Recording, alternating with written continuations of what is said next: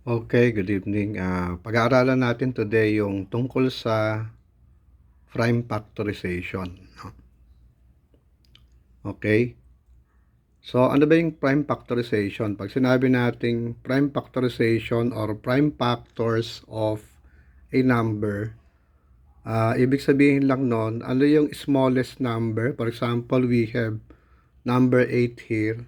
Ano yung smallest numbers, no? Which when we multiply will give us this number, for example, 8. Okay? Yung iba anong ginagawa, given let's say they have this given number 8, to do prime factorization or to get the prime factors of 8, ano yung ginagawa nila? Uh, they think no of numbers which when you multiply will give you 8, no? Okay, no? Let's say in this case, ano yung, what could be the factors of 8? It can be 2 multiplied by 2 will give you 4. And then 4 you multiply by 2 will give you 8. Okay, this approach is good, no? This is good as long as kabisado mo, no? Kabisado mo yung factors, no? That will give you the given number. For example, in this example nga, the given number 8. The problem becomes kapag hindi mo kabisado yung factors, no? Now, what is the remedy in that, no? Halimbawa dito, no? The other approach is by way of division, no? Halimbawa, itong 8,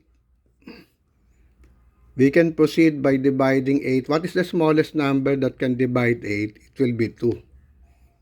Okay, the answer will be 4. Again, we think again of another smallest number that can divide 4. Okay, we can divide 4 by 2. Okay, the answer will be 2. Okay,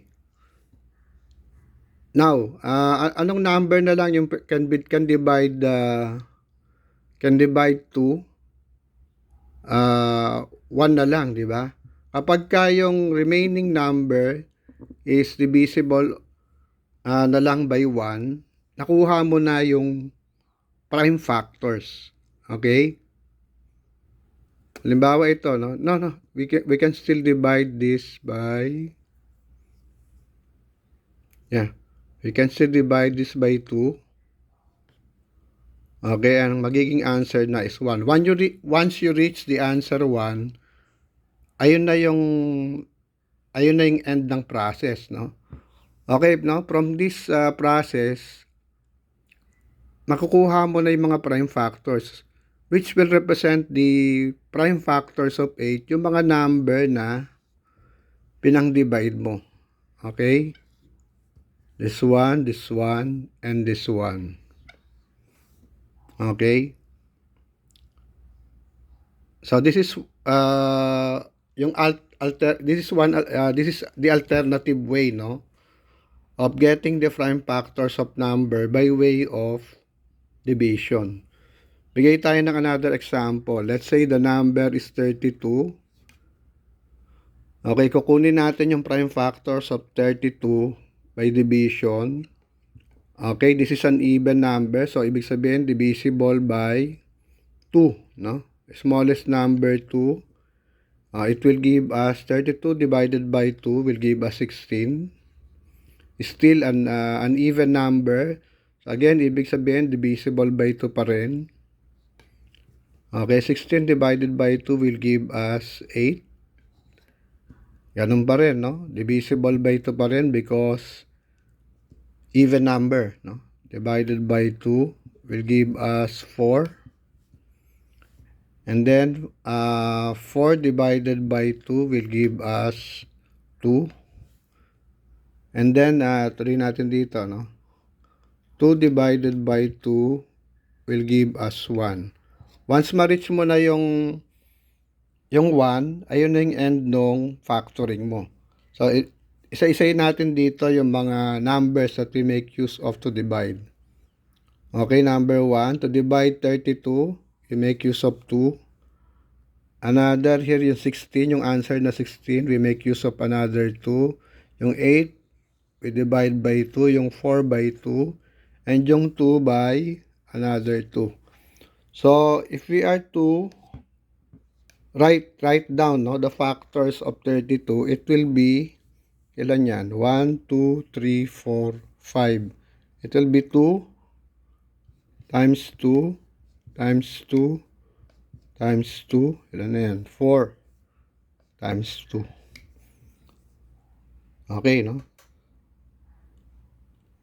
So, ganun, no? Ganun na natin kadaling pwedeng makuha yung prime factors ng isang number by way of division.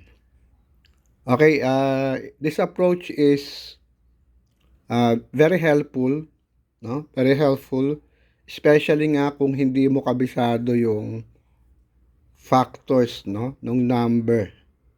Halimbawa, the number is 32, no? Hindi mo kabisado yung factors ng 32. Okay? Ayan, no? So, ganun ginawa natin. We think of the smallest number that can divide the given number. Okay? Dito, yung 32 can be divided, no, by 2. And then the quotient 16 can be divided by 2 as well, leaving us a total of 32 is equal to 2 times 2 equals 4 times 2 equals 8. 8 times 2 is 16. 16 times 2 is equal to 32. Okay? So, ayan, no?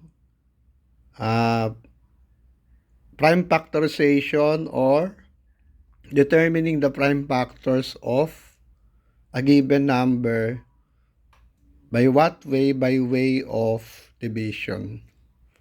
Okay? Thank you.